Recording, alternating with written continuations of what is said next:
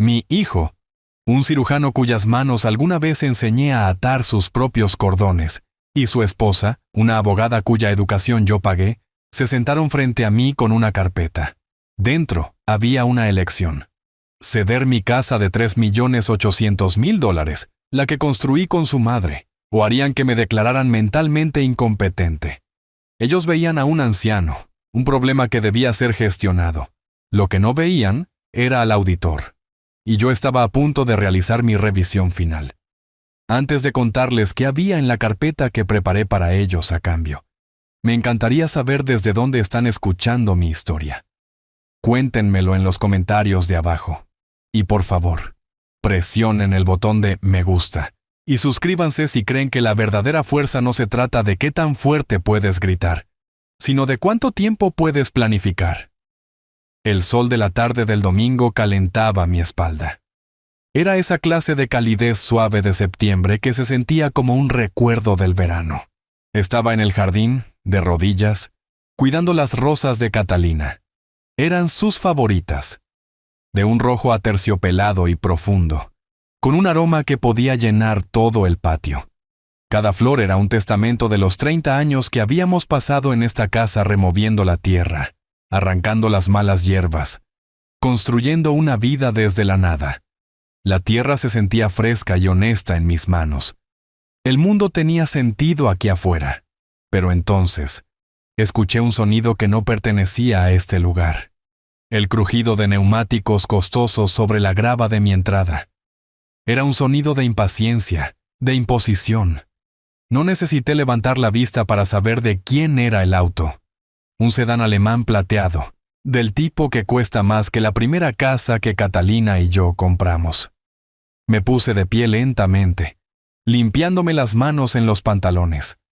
Alejandro y su esposa, Valeria, estaban bajando del auto. No estaban vestidos para una visita dominical.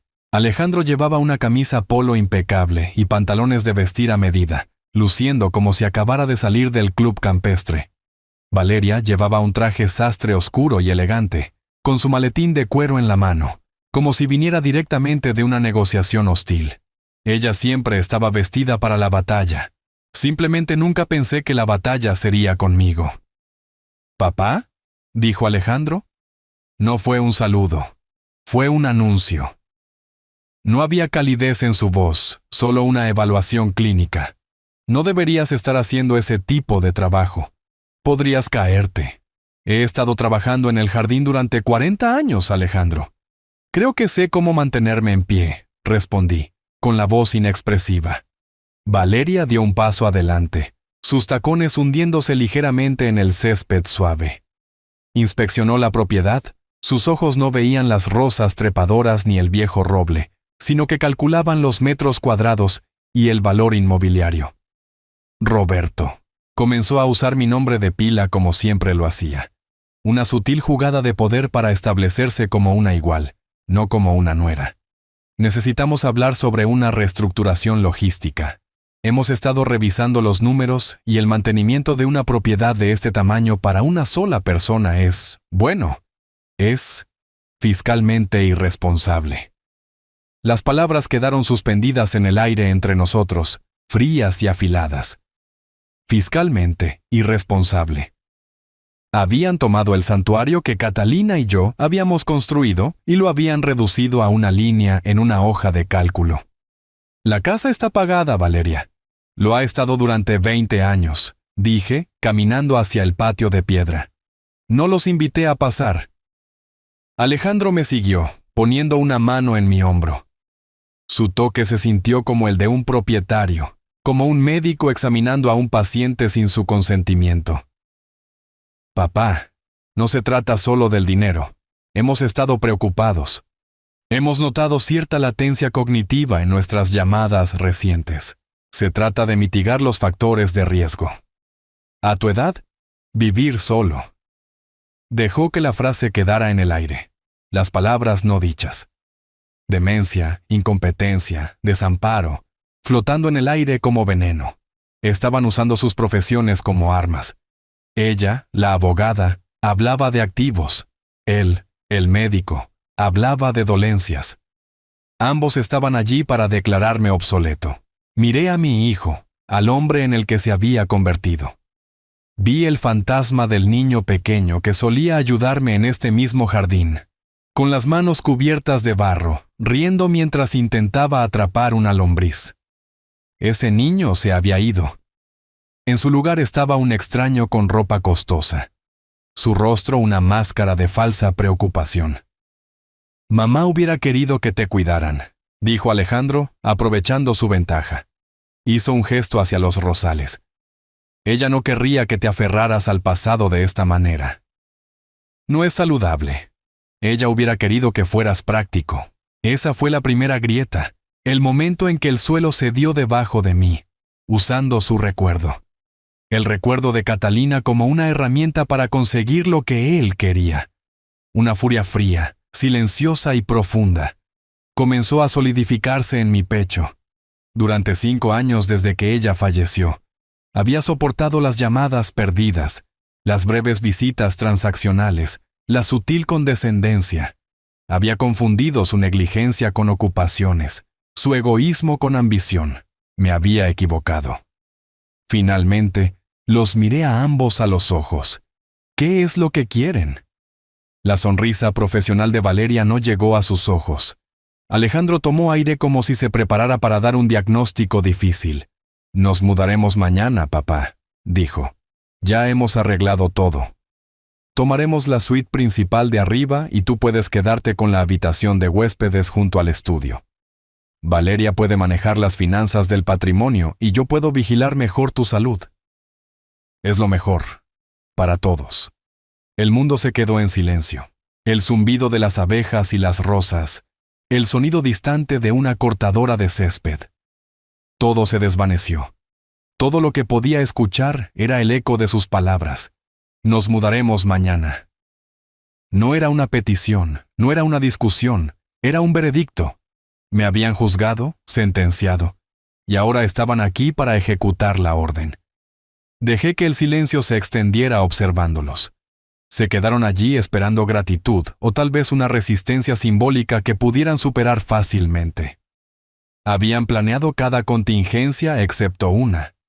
Habían olvidado quién era yo. Mi voz, cuando salió, fue peligrosamente tranquila. «Nadie», dije enunciando cada palabra con precisión, «se va a mudar a esta casa». El cambio en la atmósfera fue inmediato. La máscara de preocupación de Alejandro parpadeó, revelando un destello de frustración cruda. La sonrisa de Valeria desapareció por completo, reemplazada por una mirada de cálculo frío y duro. Esta era la parte de la negociación que ella entendía. Hostilidad. Ella no levantó la voz. No necesitaba hacerlo. Colocó tranquilamente su maletín sobre la mesa de cristal del patio, el clic de los cierres resonando en el patio silencioso. Lo abrió y sacó una carpeta elegante encuadernada en cuero. Ya no era una nuera. Era una litigante en su sala de tribunal. «Esperaba que pudiéramos manejar esto amistosamente, Roberto», dijo ella, bajando la voz a un tono bajo y amenazante. «Pero estamos preparados para este resultado». Deslizó la carpeta sobre la mesa hacia mí. «Puede que no estés al tanto de los detalles específicos de la ley estatal sobre la tutela legal, cuando se considera que un individuo es incapaz de administrar sus propios activos significativos, particularmente cuando es de edad avanzada, y muestra signos de lo que un profesional médico podría denominar capacidad disminuida. La familia tiene el deber fiduciario de solicitar al Tribunal de Sucesiones que designe un tutor». Cada palabra era una piedra perfectamente pulida lanzada con la intención de herir. «Alejandro tiene colegas», continuó haciendo un gesto hacia mi hijo, quien ahora estaba de pie con los brazos cruzados y una mirada severa en su rostro. «Médicos respetados que estarían dispuestos a proporcionar una evaluación profesional de tu estado cognitivo para el tribunal. Sería un asunto público y desordenado. Tus finanzas, tus registros médicos, todo se convertiría en parte del registro judicial. No queremos eso. Tú no quieres eso». Abrió la carpeta. Dentro había 2 documentos colocados uno al lado del otro. «Esto», dijo, tocando el primer papel. Es una escritura de cesión de derechos de propiedad. Es una solución simple y limpia que protege el activo principal de la familia. Luego su dedo se movió hacia el espacio vacío junto a él. Y este espacio, dijo, con la voz como hielo, es donde evitas que tengamos que presentar las peticiones de tutela el lunes por la mañana. La elección es tuya. Cooperación voluntaria o intervención legal. De cualquier manera, el resultado es el mismo. Estaremos aquí para administrar las cosas. El ultimátum. Firmar y entregar mi hogar, mi independencia, mi dignidad. O que me lo arrebataran en un tribunal donde mi propio hijo testificaría contra mi cordura. Lo habían planeado todo. La amenaza médica de él, la amenaza legal de ella. Un movimiento de pinza perfecto y despiadado diseñado para aplastar cualquier resistencia. Me miraron, con rostros confiados, seguros de su victoria. Veían a un hombre frágil de 72 años, un jardinero, un viudo, un problema a resolver. Dejé que el silencio flotara en el aire durante 1 minuto completo. Miré del rostro arrogante de Alejandro a los ojos depredadores de Valeria. Miré los papeles que estaban destinados a ser el fin de mi vida tal como la conocía. Y luego hice algo que nunca esperaron. Sonreí. No fue una sonrisa cálida. Fue la sonrisa tranquila y segura de un hombre que había pasado 40 años auditando las complejas finanzas de las compañías más grandes del mundo. Un hombre que sabía cómo encontrar el defecto oculto en cualquier sistema. Me habían presentado lo que pensaban que era un circuito cerrado, una trampa perfecta. Pero habían cometido un error de cálculo fatal. Me habían mostrado toda su estrategia. Sus expresiones de confianza vacilaron, reemplazadas por un destello de confusión. Mi reacción no estaba en su guión. ¿Está bien?, dije con voz pareja y firme. Mi calma pareció inquietarlos más de lo que lo hubiera hecho cualquier estallido. Reunámonos en la oficina de mi abogado. David. El viernes a las 10 de la mañana. Podemos discutir los detalles entonces. Me quedé allí en el patio durante mucho tiempo después de que el sedán plateado desapareciera por el camino de entrada. El silencio que dejó atrás era más fuerte que el rugido del motor. El aire, que olía a rosas y tierra húmeda hacía solo 1 hora, ahora se sentía delgado y estéril. Miré la mesa de cristal donde había descansado la carpeta de Valeria, un fantasma de una amenaza todavía impreso en la superficie pulida. Habían entrado en mi casa, el hogar que construí con Catalina, e intentaron convertirlo en una jaula. Habían usado mi amor como una debilidad y mi edad como un arma. Caminé de regreso al interior de la casa sintiéndola desconcertantemente vasta y vacía. Cada objeto familiar parecía observarme. El reloj de pie en el pasillo, un regalo de bodas de los padres de Catalina, marcaba cada segundo, un latido medido y constante en la nueva y fría realidad. Pasé por la sala de estar y vi la fotografía en la repisa de la chimenea. Éramos Catalina y yo el día que terminamos de construir la terraza. Nuestros rostros enrojecidos por el sol y el orgullo. Detrás de nosotros, un Alejandro mucho más joven, tal vez de 10 años. Sonreía con una mancha de tierra en la mejilla. Por un momento, una ola de pura tristeza me invadió tan poderosa que casi dobló mis rodillas. No era solo dolor por mi esposa, era dolor por el hijo que creía tener. La familia que creía que éramos. Pero el dolor es un lujo. Es una manta cálida para una noche fría. Lo que sentía ahora era diferente. Era frío, duro y claro como una capa de hielo formándose sobre un lago profundo. Entré en mi estudio, la única habitación de la casa que era completamente mía. Estaba revestido de madera de cerezo oscura y lleno de libros sobre historia y finanzas. Aquí era donde había manejado las finanzas de nuestra familia durante 50 años, convirtiendo un salario modesto en una pequeña fortuna mediante una inversión cuidadosa y paciente. Fue donde le enseñé a Alejandro cómo hacer sus impuestos, cómo equilibrar una chequera. Era una habitación de lógica, de causa y efecto. Me senté en mi silla de cuero desgastada, la que aún conservaba el leve aroma del perfume de Catalina en la manta que ella guardaba allí. No lo dudé. No me retorcí las manos. Levanté el teléfono y marqué un número que sabía de memoria. Sonó 2 veces. David. La voz al otro lado era familiar, firme, una voz que había sido mi consejo y mi amigo durante 40 años. David, dije. Soy Roberto. Roberto, qué bueno saber de ti. ¿Cómo están las rosas?, preguntó con tono cálido y tranquilo. Las rosas están bien, dije, pero el sol no lo está. La calidez en su voz se desvaneció, reemplazada por el enfoque agudo de un abogado. ¿Qué pasó? Le conté toda la visita, mi voz monótona reportando los hechos como si estuviera entregando un informe de auditoría. Le conté sobre su llegada sin previo aviso, la charla de Valeria sobre la optimización de activos, la preocupación pseudomédica de Alejandro sobre mi latencia cognitiva. Le conté sobre el ultimátum, la escritura de cesión o la tutela. Cuando terminé, el silencio al otro lado de la línea era pesado. Luego vino la explosión. Ese malagradecido, arrogante y pequeño. ¿Hizo qué? Después de todo lo que has hecho por él, ¿una tutela?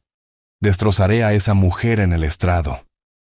Roberto, haré que se arrepienta de haber aprobado el examen de la barra de abogados. Pelearemos esto. Conseguiremos nuestros propios médicos. Conseguiremos testigos de carácter. Esto es un ultraje, un absoluto. David, dije con mi voz cortando su justa ira. Era el mismo tono que usaba en las salas de juntas, cuando las emociones estaban a flor de piel y se ignoraban los hechos.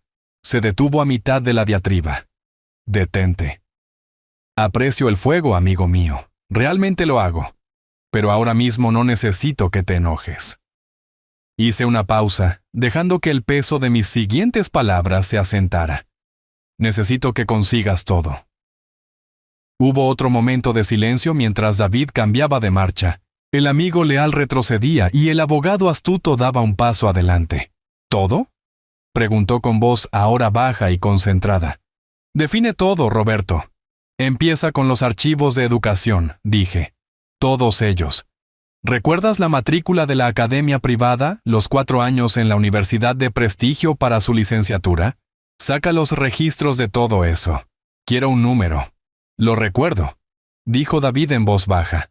Catalina estaba tan orgullosa. Lo estaba.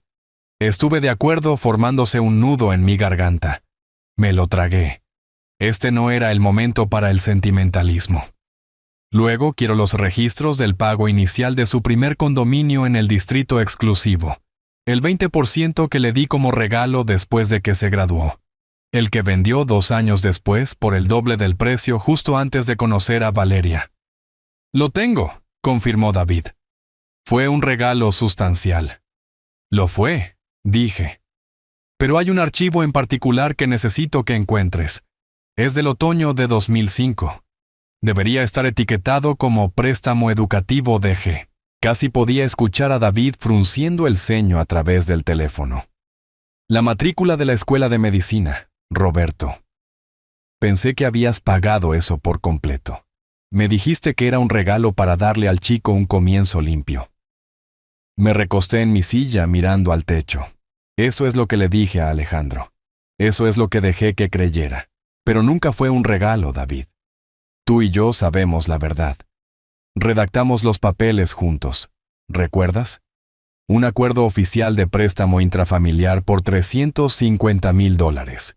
Establecimos una tasa de interés modesta, 4% compuesto anualmente. Tú mismo lo notariaste. Era blindado. La línea quedó en silencio mientras las implicaciones de lo que estaba diciendo se hundían. Había escuchado la conmoción en la voz de David. Dios mío, Roberto. Finalmente suspiró. Lo había olvidado. Nunca volviste a mencionarlo. Simplemente lo dejaste pasar. Dejé que él lo olvidara. Corregí suavemente. Le dije que podía empezar a devolverlo en pequeños incrementos una vez que se estableciera como cirujano. Se estableció. Empezó a ganar $500,000 al año. Luego $750,000. Pero los pagos nunca llegaron. Nunca pregunté. Pensé que su éxito era pago suficiente. Pensé que la felicidad de mi hijo era mi retorno de inversión. Solté una risa seca y sin humor. Parece que calculé mal los términos de esa felicidad. ¿Qué quieres que haga?, preguntó David, su voz ahora una cuchilla. Quiero que hagas los números, dije bajando la voz a casi un susurro. Calcula el capital total y los intereses acumulados de ese préstamo durante los últimos 20 años. Quiero un número preciso, legalmente indefendible, hasta el último centavo. Luego quiero que compiles un historial financiero completo de cada regalo monetario significativo que le he dado, desde su primer auto hasta ese préstamo para su primer consultorio que también fue olvidado. Considéralo hecho, dijo David. ¿Cuál es el siguiente paso? El siguiente paso, dije, mirando por la ventana mientras el sol comenzaba a ponerse, proyectando largas sombras sobre el césped, es encontrarme al mejor investigador privado que conozcas. Alguien discreto, profesional e invisible. Tengo la fuerte sospecha de que mi hijo y su esposa tendrán una cena de celebración esta noche en un restaurante muy costoso. Creen que han ganado. Me gustaría saber exactamente por qué están brindando. Una sombría comprensión se asentó en la voz de David. Conozco a la persona indicada. Roberto, ten cuidado. Oh, ya no soy yo quien necesita tener cuidado, David, dije. Y una extraña sensación de paz me invadió. El dolor se había ido, la ira se había ido. Todo lo que quedaba era la certeza fría y limpia de los números. La auditoría ha comenzado. Después de colgar con David, me senté en la oscuridad de mi estudio durante mucho tiempo. La única luz provenía de la luna, proyectando un resplandor plateado en el piso de madera. La casa estaba tranquila, pero mi mente no. Estaba viva, zumbando con una energía familiar que no había sentido en años. La furia silenciosa se había asentado en un propósito frío y claro. El dolor había sido archivado. El auditor estaba de vuelta en su escritorio. Me levanté y caminé no hacia mi dormitorio, sino hacia la puerta que conducía al sótano. Crujió como siempre lo hacía, un sonido que Catalina solía decir que era la casa gimiendo en sueños. Encendí la única bombilla desnuda en la parte superior de las escaleras, iluminando los empinados escalones de madera que conducían hacia la tierra debajo de nuestras vidas. El aire que subió a mi encuentro era fresco y seco, con olor a papel viejo, cedro y tomillo. Abajo no era un sótano típico lleno de decoraciones navideñas olvidadas y herramientas oxidadas. Esta era mi verdadera oficina. Después de jubilarme, había trasladado mi vida profesional aquí abajo, incapaz de dejar ir completamente el orden y la lógica que me habían definido. Era mi santuario de números, un lugar donde todo tenía una columna, un libro mayor, una razón. Y en el centro de la habitación, como un monolito de acero, había una fila de 4 archivadores de 4 cajones, a prueba de fuego, cerrados con llave. Saqué una llave pequeña y modesta del compartimento secreto en el cajón de mi viejo escritorio y caminé hacia el primer archivador. La llave se deslizó en la cerradura con un clic satisfactorio. Este archivador no era para declaraciones de impuestos o garantías del hogar. Este era el archivo, la historia financiera no oficial y no dicha de la familia. Deslicé el cajón superior para abrirlo. Los archivos colgantes se movieron con un suave susurro. Cada pestaña perfectamente mecanografiada, perfectamente alineada. No era un padre mirando viejos recuerdos. Era un investigador abriendo un caso sin resolver, el caso de mi hijo. Mis dedos, firmes y seguros, pasaron por las pestañas etiquetadas Primera bicicleta, 1985. Campamento de verano, 1992, y se detuvieron en una carpeta gruesa marcada Alejandro, Educación Superior. La saqué y la coloqué sobre la gran mesa de madera que usaba como espacio de trabajo. Bajo el resplandor duro de la luz del techo, la abrí.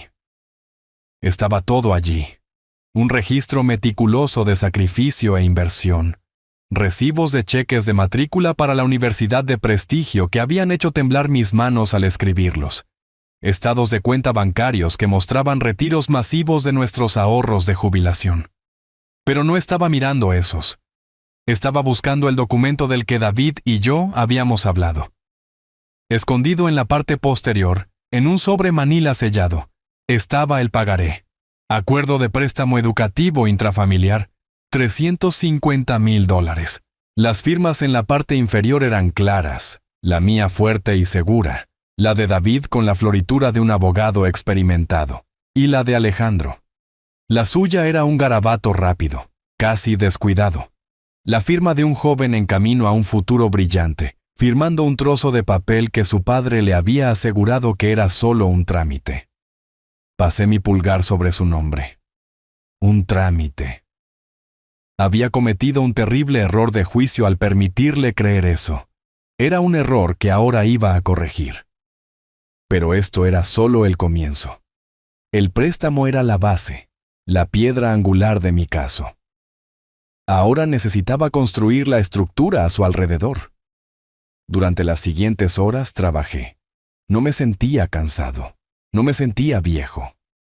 Sentía una claridad de propósito que era como una descarga de adrenalina. Inicié sesión en mi vieja computadora de escritorio, la que tenía el monitor enorme. El zumbido de la máquina era un sonido reconfortante. Todavía pagaba por el acceso premium a las principales bases de datos financieras y agencias de informes de crédito. Un gasto profesional que nunca tuve el corazón para cancelar. Se sentía bien estar usándolos de nuevo. Comencé con una simple búsqueda de crédito sobre Alejandro y Valeria. Los resultados comenzaron a pintar un cuadro muy diferente del que presentaban al mundo. Vi la hipoteca de su ático de lujo en la zona portuaria exclusiva de la ciudad, un número obsceno que hizo que mis ojos se abrieran de par en par. Vi el préstamo de su Mercedes, el préstamo del Tesla de ella. Vi al menos 6 tarjetas de crédito de alto límite. Y los saldos en cada una de ellas eran asombrosos, empujados justo hasta sus límites. No solo vivían cómodamente, vivían al filo de la navaja de la deuda.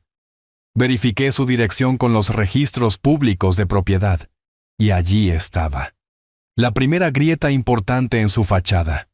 Una segunda hipoteca. Habían sacado una línea de crédito con garantía hipotecaria hace 6 meses, por la cantidad máxima permitida. Era un movimiento clásico de los financieramente desesperados.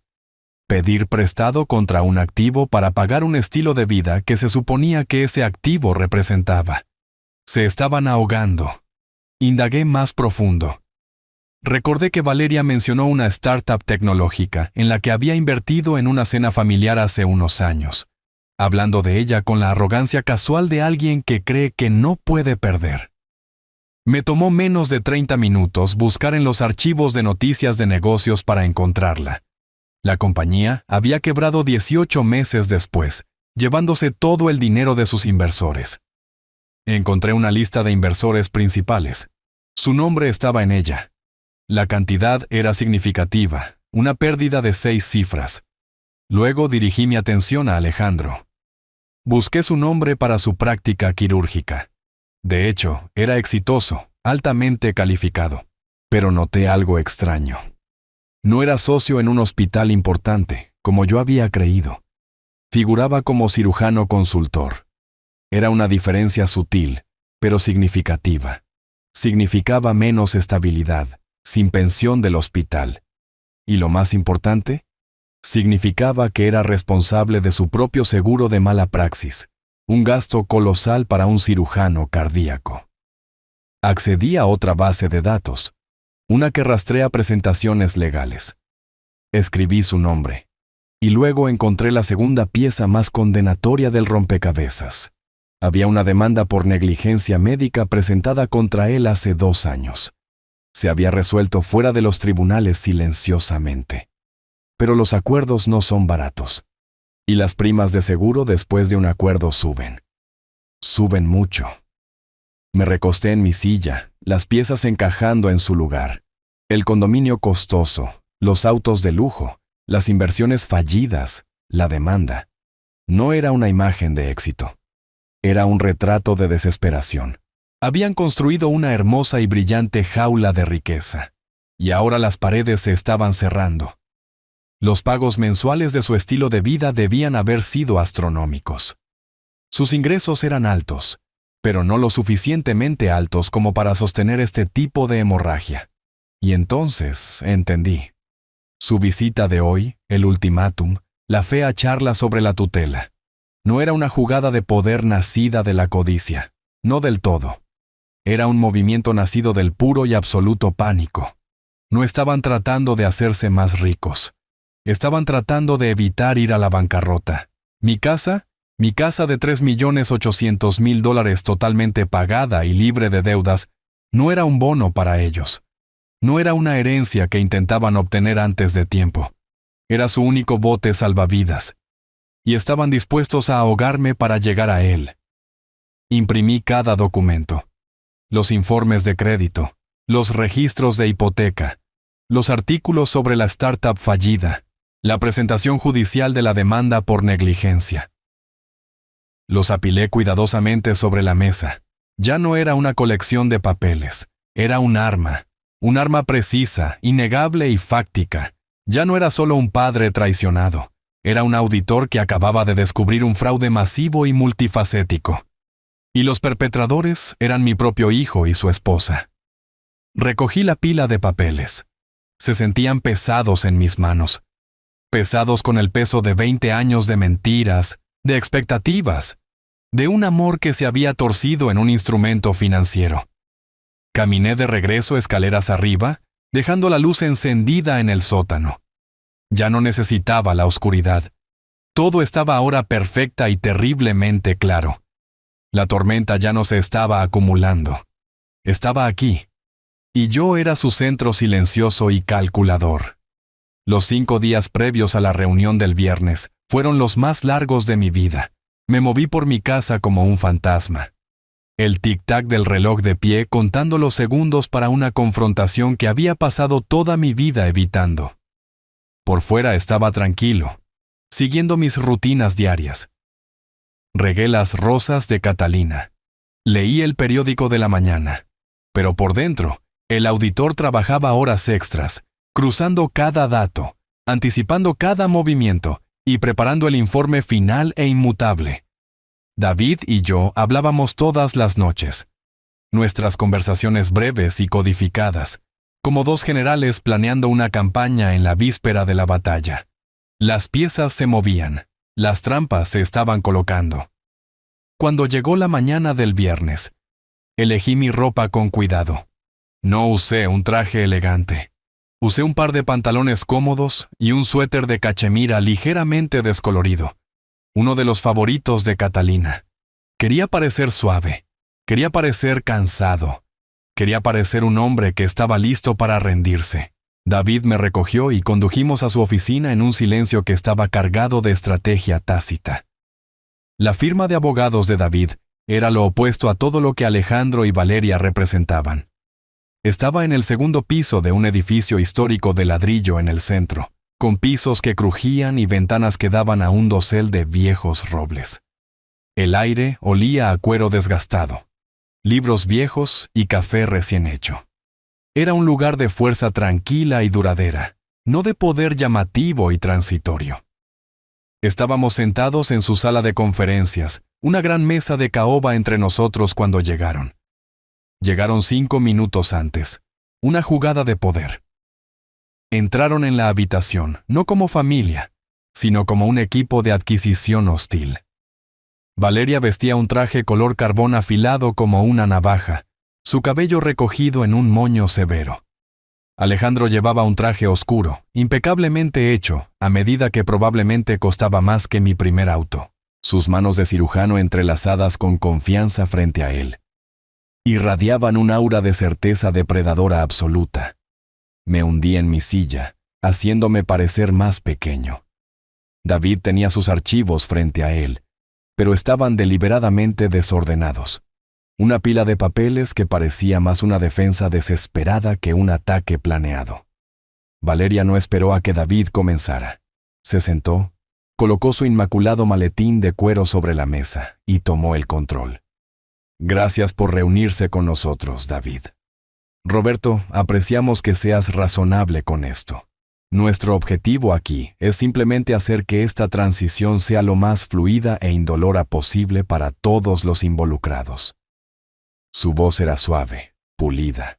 La voz de una abogada que había aplastado a oponentes más grandes que un contador retirado y su amigo abogado de pueblo.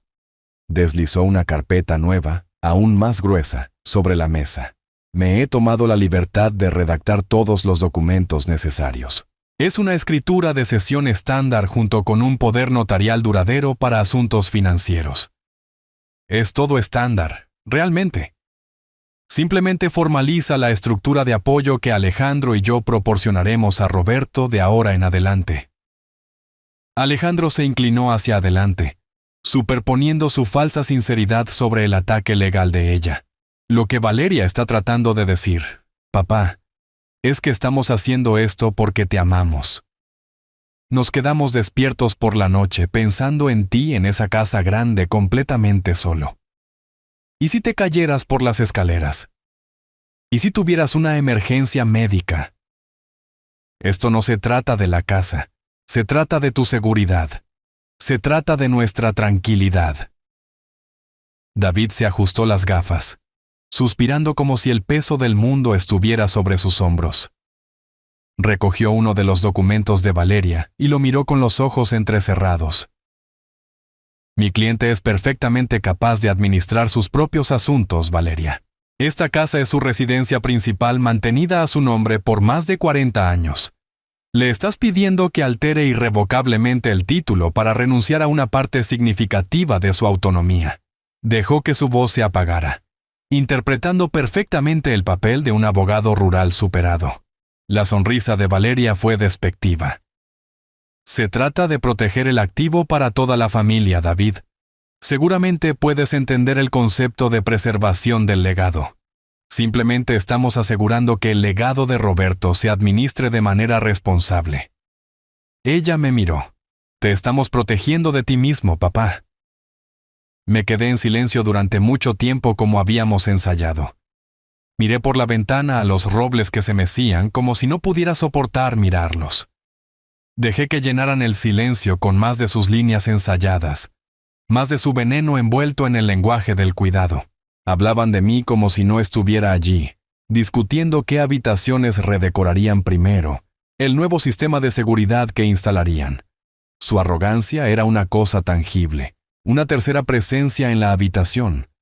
Creían que ya habían ganado. Solo estaban negociando los términos de la rendición.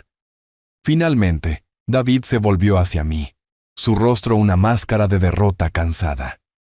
«Roberto», dijo suavemente, «¿cuáles son tus pensamientos sobre esto?» Tomé una respiración larga y temblorosa.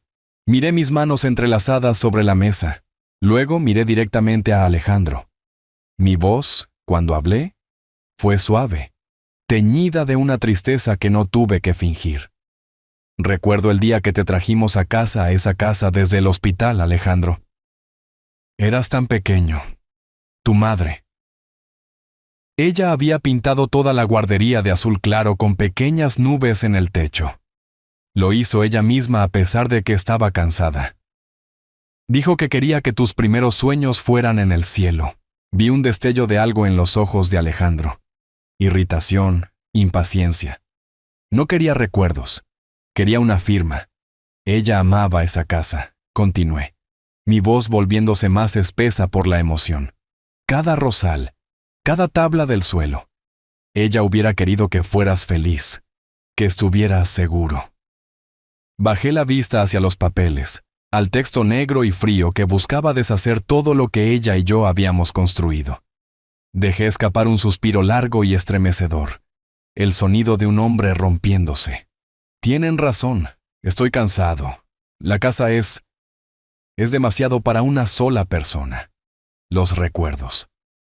Los miré, con los ojos húmedos. Firmaré los papeles. La liberación de tensión en la habitación fue eléctrica. Los hombros de Alejandro se relajaron. Valeria intercambió una micro sonrisa con él, un destello de pura victoria indisimulada. Deslizó los documentos y una pesada pluma estilográfica chapada en oro a través de la mesa de caoba. Creo que verás que esto es lo mejor, Roberto. La pluma se detuvo justo antes de mis dedos. La alcancé, mi mano temblando ligeramente. Y luego, justo cuando mi piel estaba a punto de tocar el metal frío, retiré mi mano. Levanté la vista, mi rostro una imagen de vulnerabilidad y confusión. Pero no hoy. La sonrisa de Valeria se congeló en su rostro. Sus ojos se entrecerraron. ¿Qué quieres decir con no hoy? Esto es un gran paso, y dije, mi voz fallando. Hay cosas en la casa, efectos personales, las cartas de tu madre, sus pinturas. Yo necesito unos días para revisarlas, para decir adiós a la vida que tuvimos allí. Necesito poner mis asuntos en orden antes de que este cambio suceda. No puedo simplemente firmar todo en un momento. David intervino, aprovechando la oportunidad que yo había creado. Sonaba como un abogado suplicando una pequeña misericordia. Es una petición razonable, Valeria. Una petición humana. Se le pide al hombre que ceda su hogar. Todo lo que pide es una semana. Una semana para prepararse emocional y prácticamente. Los documentos serán los mismos el próximo viernes que hoy. Los ojos de Valeria eran como trozos de hielo. Sus instintos legales le gritaban. Los retrasos eran peligrosos. Una semana era una vida entera en una negociación. Pero Alejandro, cegado por su victoria, vio esto como la súplica patética final de un anciano derrotado. Quería parecer magnánimo en su triunfo. Puso una mano sobre la de ella. «Por supuesto, papá», dijo con la voz goteando con descendencia. «Entendemos completamente. Es un momento emotivo. Tómate la semana. No somos monstruos. Pasaremos por la casa el próximo viernes y podemos firmar todo entonces. Mientras tanto, podemos empezar a pedir presupuestos a contratistas para la renovación de arriba». Valeria estaba furiosa. Podía verlo en la tensión de su mandíbula, pero fue superada por el ego de su marido. No podía objetar sin parecer la villana que era. Forzó una sonrisa tensa y quebradiza. El próximo viernes entonces. Se pusieron de pie, recogieron sus cosas y salieron de la oficina con los pasos seguros de los conquistadores. La pesada puerta de roble se cerró detrás de ellos, dejándonos a David y a mí solos en la habitación silenciosa. No hablamos durante un minuto completo. Observé las motas de polvo bailar en el rayo de luz solar que entraba por la ventana. Luego me senté lentamente derecho en mi silla. El encorvamiento de mis hombros desapareció. El cansancio en mis ojos se evaporó, reemplazado por un brillo enfocado y duro como el diamante. David tomó la pila desordenada de papeles frente a él, y con un movimiento suave los cuadró en una pila perfectamente ordenada. Me miró con una sonrisa lenta, extendiéndose por su rostro. ¿Mordieron el anzuelo?, preguntó. Recogí la pesada pluma dorada que habían dejado sobre la mesa, sintiendo su peso en mi mano. Con todo y sedal, dije. Esa misma noche, la ciudad brillaba con la luz fría y dura de 1.000.000 de ambiciones, mientras yo estaba en mi silencioso sótano, desenterrando la verdad del pasado. Mi hijo y su esposa estaban en el centro celebrando su versión del futuro. No sabían que estaban siendo observados. No sabían que cada palabra que decían estaba siendo capturada, cada risa triunfante grabada para la posteridad. David había sido eficiente. El investigador privado que contrató era un hombre llamado Salazar, un exdetective con talento para mezclarse con el fondo. Salazar estaba sentado en la barra de un restaurante de asados ridículamente caro, un lugar con madera oscura, iluminación tenue y camareros que se movían como fantasmas. Bebía un vaso de agua con gas y miraba su teléfono. Un retrato perfecto de un hombre de negocios aburrido esperando a un cliente. Pero el teléfono no estaba inactivo. Su micrófono apuntaba a una cabina en la esquina a 2 mesas de distancia, donde Alejandro y Valeria alzaban sus copas. La primera parte de la grabación que Salazar me envió más tarde esa noche Era solo el tintineo del cristal. Luego la voz de Valeria nítida y clara. Por una transición suave, dijo las palabras entrelazadas con victoria. Por finalmente obtener lo que merecemos, respondió Alejandro con la voz espesa de satisfacción engreída. Bebieron. Salazar notó que era una botella de champán de $90. Tengo que admitir, dijo Alejandro con una risa baja en su voz. El viejo casi me engaña con esa actuación de hoy. Toda esa tontería sobre mamá y pintar la guardería. Pensé por un segundo que realmente iba a estallar en lágrimas. Realmente se está volviendo blando en su vejez. Valeria hizo un sonido despectivo. Su emocionalismo era una variable predecible, Alejandro. Una fácil de manipular. Es lo que te dije todo el tiempo. Enmárcalo como una cuestión de su propia seguridad. Apela a su sentimentalismo y cederá. Es de una generación que ve el compromiso como una virtud. Ciertamente se comprometió hoy, rió Alejandro. Una semana entera. Necesita una semana entera para decir adiós a unas viejas cartas. Sacudió la cabeza con incredulidad. Es patético. Déjalo tener su semana, dijo Valeria, su tono cambiando de celebración a puro negocio. No cambia la línea de tiempo. En el momento en que su firma esté en esa escritura de cesión el próximo viernes, la haré enviar por mensajero al registro del condado y archivar electrónicamente. Para el lunes por la tarde, seremos inquilinos conjuntos legales en el título. El activo estará asegurado. ¿Y el banco?, preguntó Alejandro, inclinándose hacia adelante, su voz bajando a un susurro conspirador. Almorcé con Marcos de la división de banca privada ayer, dijo Valeria.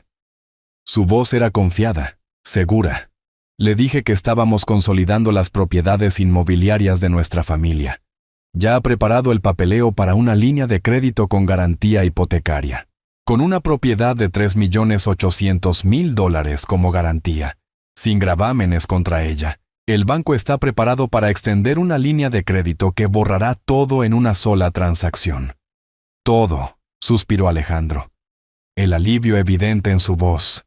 Las tarjetas de crédito, la segunda hipoteca del ático, el préstamo pendiente para tu prima de seguro de mala praxis, todo, desaparecido. Nuestra relación deuda-ingreso será impecable. Nuestros puntajes de crédito se dispararán. Ella tomó un sorbo delicado de su champán. Estaremos limpios. Alejandro se quedó callado por un momento. Podía imaginarlo, su mente corriendo, viendo la escotilla de escape que tan desesperadamente necesitaba. Y luego finalmente preguntó. ¿Y luego qué? Esperamos, dijo Valeria. Jugamos el papel de los hijos obedientes durante un año, tal vez 18 meses solo para evitar cualquier apariencia de irregularidad. Hacemos algunas renovaciones menores, nada demasiado costoso, solo lo suficiente para mostrar que estamos mejorando la propiedad. Y luego vendemos. ¿Vendemos todo? Por supuesto, vendemos todo, dijo Valeria con un toque de impaciencia en su voz. No te pongas sentimental ahora, Alejandro. La casa es una herramienta, nada más. Su valor está en su liquidez. Con las ganancias de esa venta después de los impuestos sobre ganancias de capital, tendremos más que suficiente capital inicial. ¿Para el consultorio?, dijo Alejandro, con la voz llena de una emoción codiciosa e infantil. Mi propio consultorio, el instituto quirúrgico, no más juntas de hospital, no más burocracia, mi nombre en el edificio. Y para mi campaña, agregó Valeria suavemente. Un comité exploratorio para una candidatura al Senado estatal requiere una financiación inicial significativa. Valeria para el Senado. Tiene cierta autoridad, ¿no crees? Se quedaron callados de nuevo, soñando con los futuros que estaban construyendo sobre las ruinas de mi vida. Entonces Alejandro hizo la pregunta que selló su destino. ¿Qué pasa con papá? Una vez que se venda la casa, ¿qué hacemos con él? La voz de Valeria estaba completamente desprovista de emoción. Era la voz de alguien arreglando un problema logístico como reservar una unidad de almacenamiento. Ya he hecho la investigación preliminar sobre eso. Hay varias instalaciones de vida asistida de primer nivel a lo largo de la costa. Lugares con jardines paisajísticos, personal de enfermería las 24 horas, actividades sociales planificadas. He marcado uno que tiene excelentes críticas. ¿Es eso realmente necesario?, preguntó Alejandro. Un destello de algo, tal vez la última brasa moribunda de una conciencia. Alejandro, sé realista. Valeria espetó su voz cortante. No vamos a tenerlo viviendo con nosotros en la ciudad. Y no podemos tenerlo viviendo solo. Es una responsabilidad. Esta es la solución más humana. Estará cómodo. Le cocinarán sus comidas. Y lo más importante, dijo ella, bajando la voz a una palabra final y escalofriante, estará supervisado. Supervisado. Un pupilo.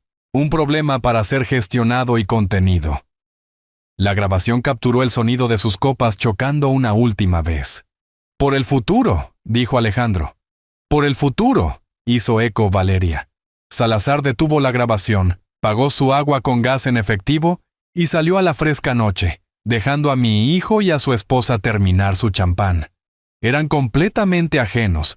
No tenían idea de que en su momento de triunfo final, acababan de darme la única cosa que más necesitaba. Acababan de confesar.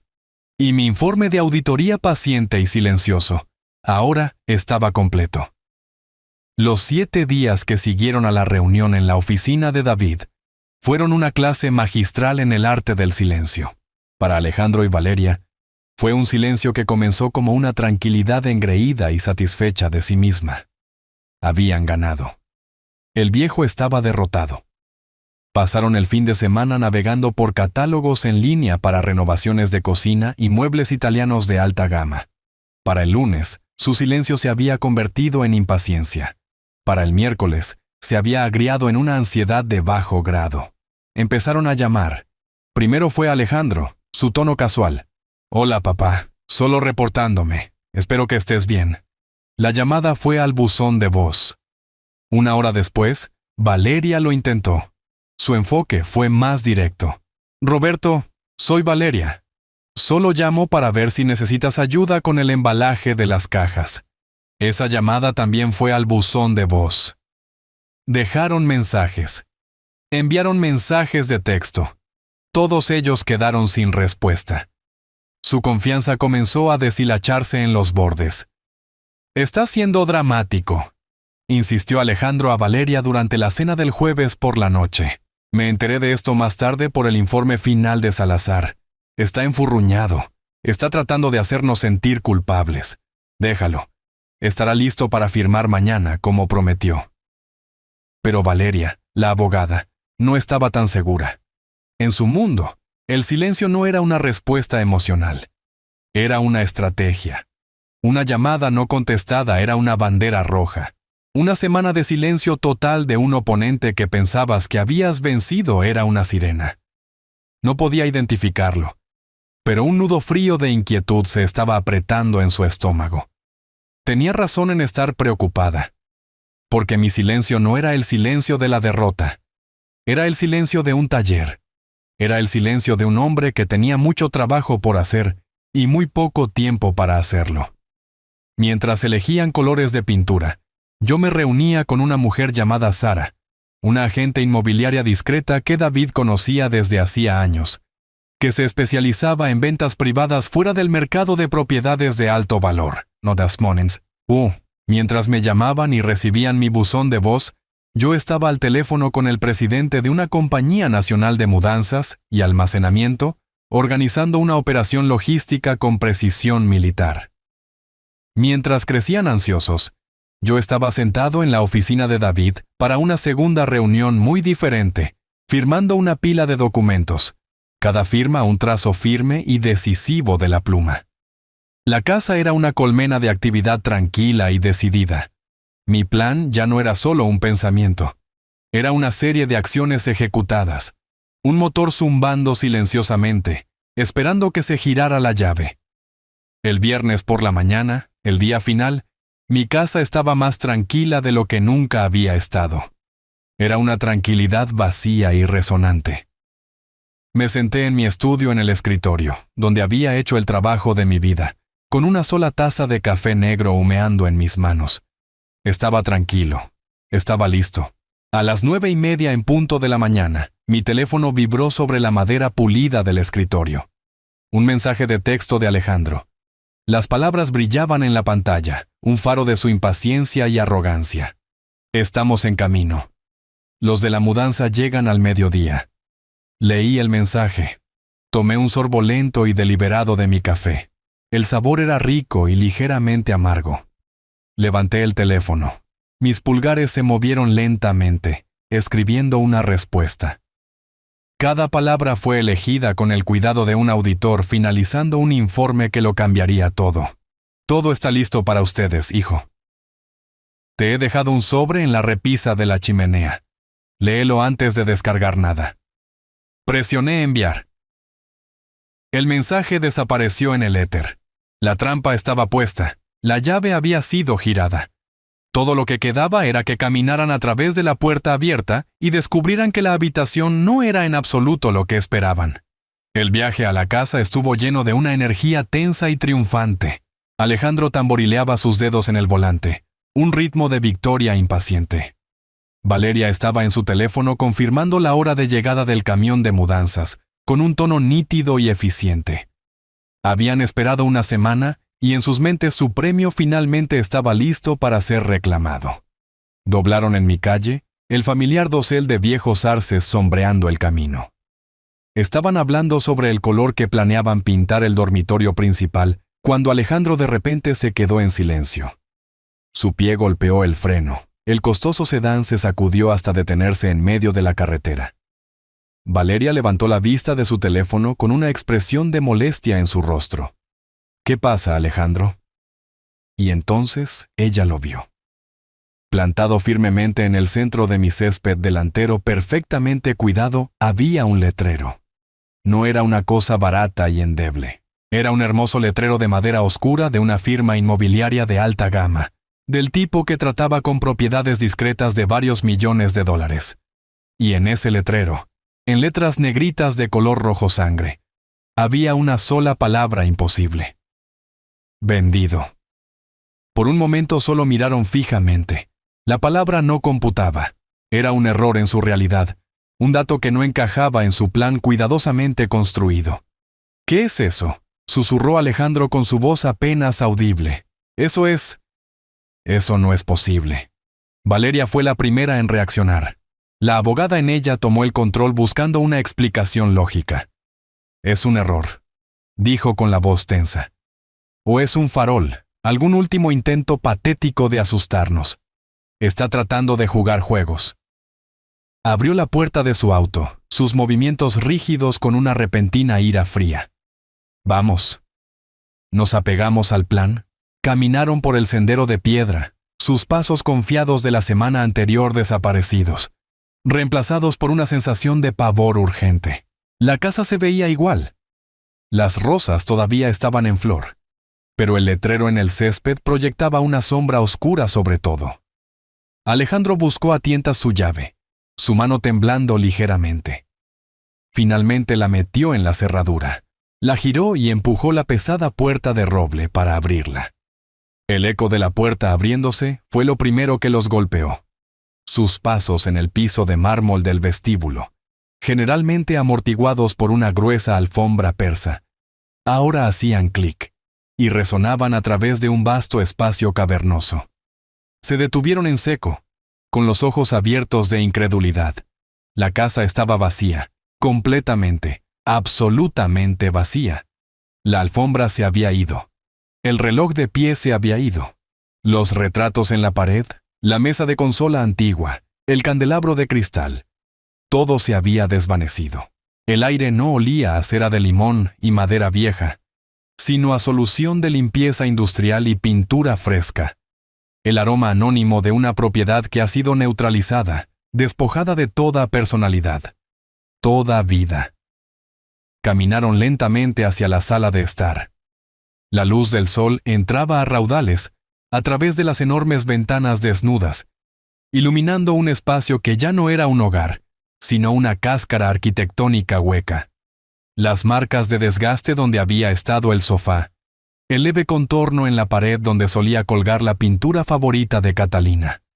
Era la escena del crimen de una vida que había sido borrada. Y entonces lo vieron. En el centro de la vasta habitación vacía, solo en la fría repisa de mármol sobre la chimenea, había un solo objeto, un grueso sobremanila marrón. Mi letra estaba en el frente, clara y firme. Alejandro y Valeria. Se acercaron a él como si fuera una bomba. Valeria, con el rostro una máscara pálida de furia y confusión, lo arrebató de la repisa.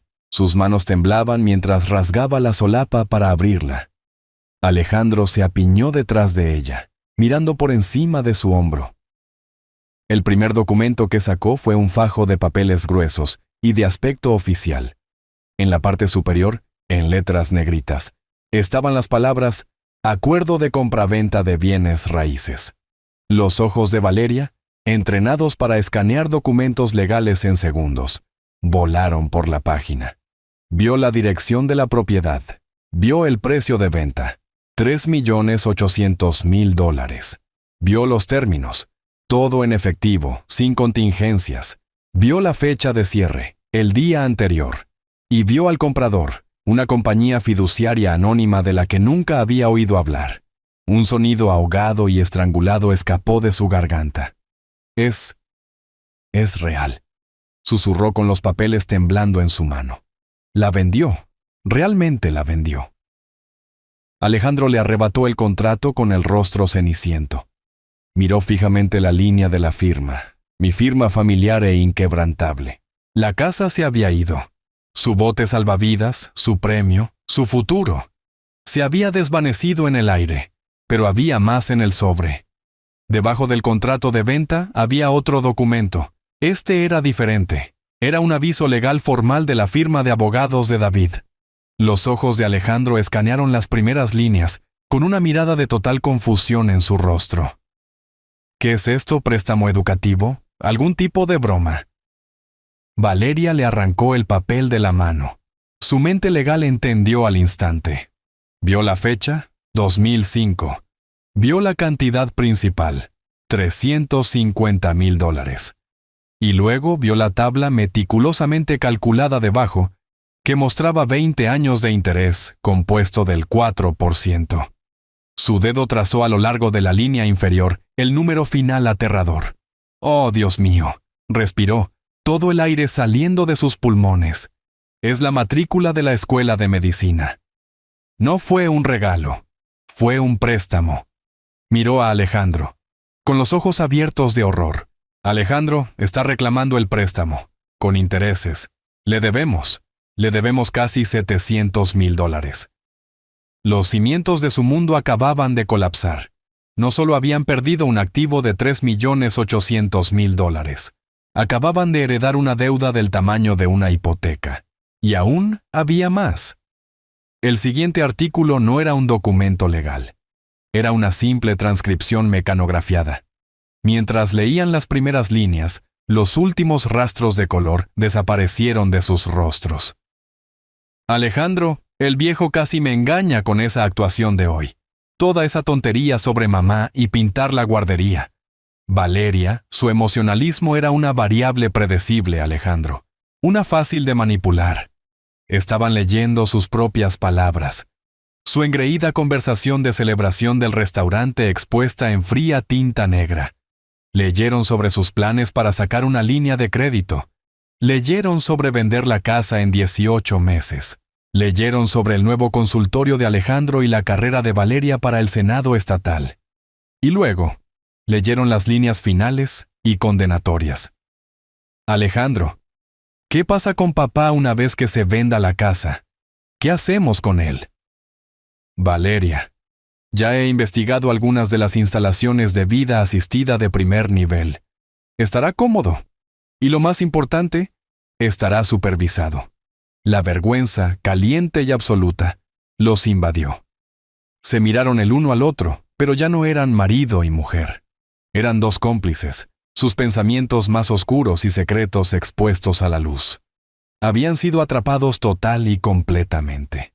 Lo último en el sobre era un solo trozo pequeño de papel de notas.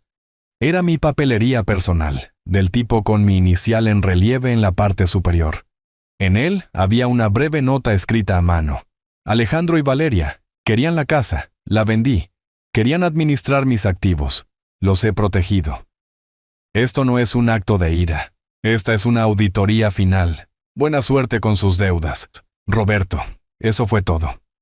Sin largas diatribas emocionales, sin acusaciones, solo la fría y limpia finalidad de un libro mayor cerrado. Las manos de Valeria. Las manos de una abogada que había sostenido los destinos de corporaciones comenzaron a temblar incontrolablemente. Los papeles, el contrato, la demanda de préstamo, la transcripción de sus propias palabras condenatorias se deslizaron de su agarre. Revolotearon hacia abajo, esparciéndose por el suelo limpio y vacío a sus pies. Ella miró el desastre, su mundo perfecto y controlado destrozado en 1000 pedazos. Alejandro tropezó hacia atrás, sus piernas incapaces de sostenerlo. Chocó contra una pared donde solía colgar un retrato familiar. Luego se deslizó hasta el suelo, colapsando en un montón. Se sentó allí en medio de la vasta y vacía habitación, rodeado por los ecos de su propia codicia. Miró los papeles dispersos.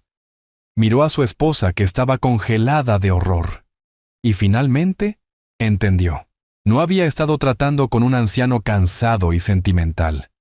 Había estado en una batalla de ingenio con un maestro auditor, un hombre que había visto el fraude, reunido la evidencia y ejecutado un juicio que fue tan rápido como absoluto. Habían perdido. No solo la casa, no solo el dinero, habían perdido todo. Y el único sonido en la enorme y silenciosa habitación era el sonido de mi hijo, un brillante cirujano cardíaco, comenzando a llorar como un niño perdido y roto. El aire aquí es diferente. Es cálido y sabe a sal y nuevos comienzos. Estoy sentado en el balcón de un apartamento en el ático en la costa oeste, un lugar que elegí no por su tamaño, sino por el tamaño de su vista. El océano Pacífico se extiende ante mí, un vasto lienzo azul de posibilidades infinitas. Los fantasmas de la vieja casa no viven aquí.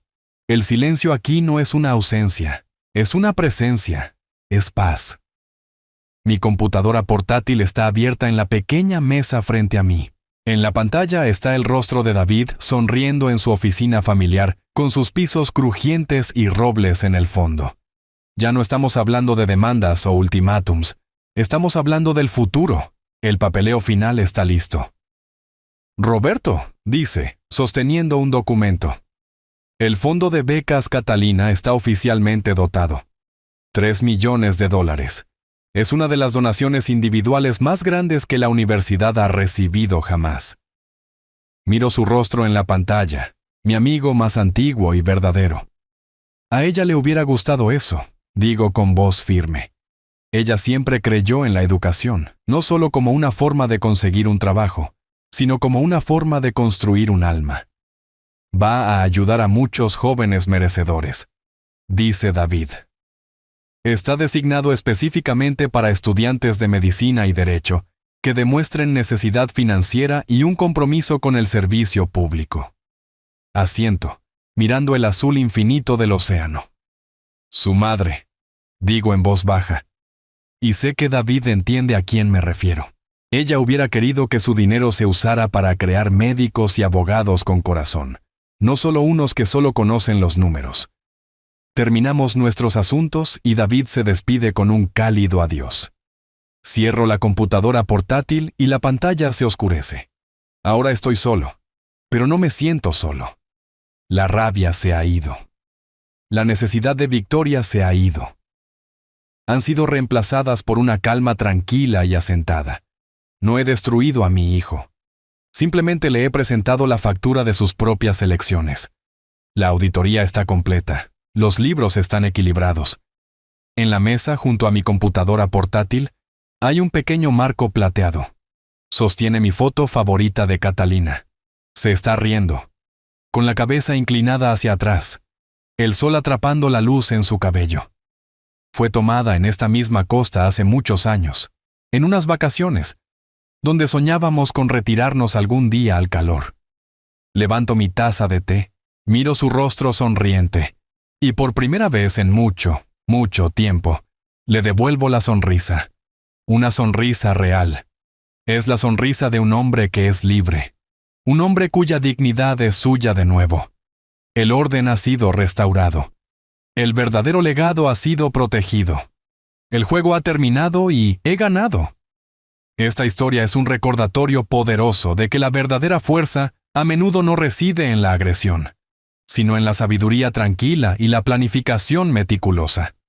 Nos enseña que subestimar a nuestros mayores, viéndolos como reliquias en lugar de recursos, es un grave error de cálculo. La codicia nos ciega ante el hecho de que toda una vida de experiencia es un arma formidable. La victoria de Roberto no nació de la ira, sino de la aplicación tranquila y precisa de sus habilidades.